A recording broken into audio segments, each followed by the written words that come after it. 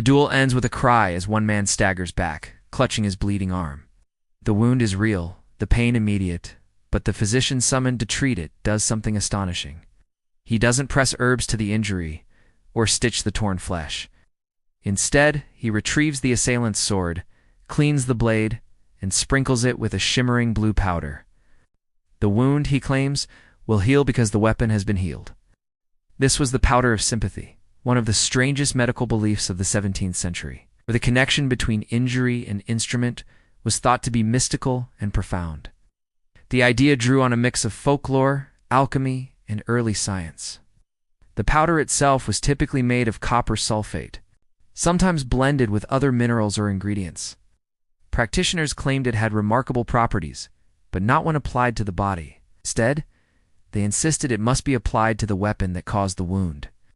The logic rested on the concept of sympathetic magic, that two objects once in contact remain linked, and that what is done to one will affect the other. To treat the sword was to treat the man. This belief fit neatly within the intellectual world of the 1600s, when alchemy and natural philosophy blurred with medicine. The powder of sympathy was taken seriously by some of the era's most prominent thinkers. Sir Kenelm Digby, a courtier, natural philosopher, and sometime pirate, became its most famous advocate. In 1658, he delivered a lecture in Paris before the French Academy, extolling its power and citing miraculous recoveries. He claimed that soldiers wounded in battle had been cured not by direct care, but by the sympathetic application of the powder to their weapons. The practice also captured the public imagination because it seemed to reconcile mysticism with observable results. Patients reported wounds healing after the weapon was treated, and whether by coincidence, natural recovery, or placebo, the connection seemed real.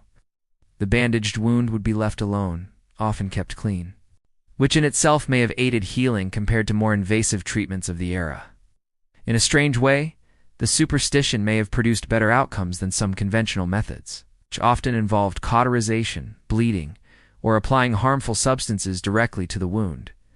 But the powder of sympathy was more than just a medical fad, entered the cultural and scientific conversations of its time.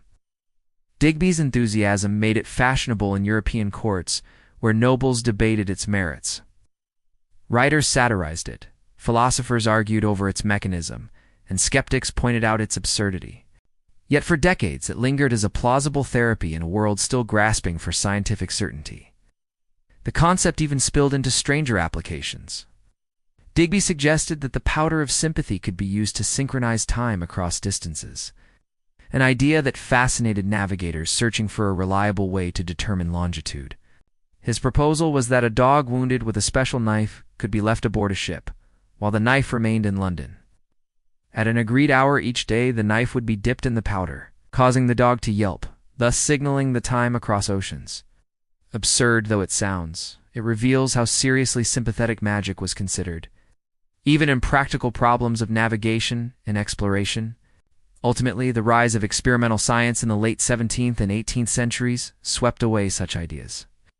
Advances in anatomy, infection theory, and chemistry revealed that healing depended not on mystical links, but on the body's physiology.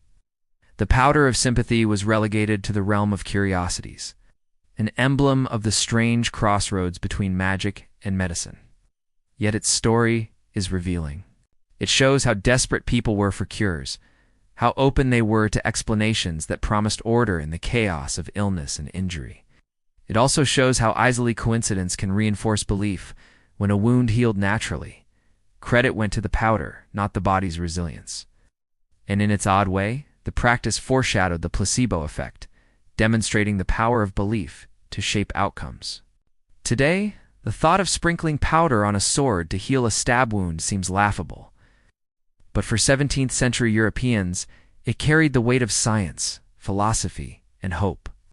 The powder of sympathy was not just a medical remedy, it was a mirror of its age, where superstition and science walked hand in hand, and where the desire to heal sometimes found expression in the strangest of rituals.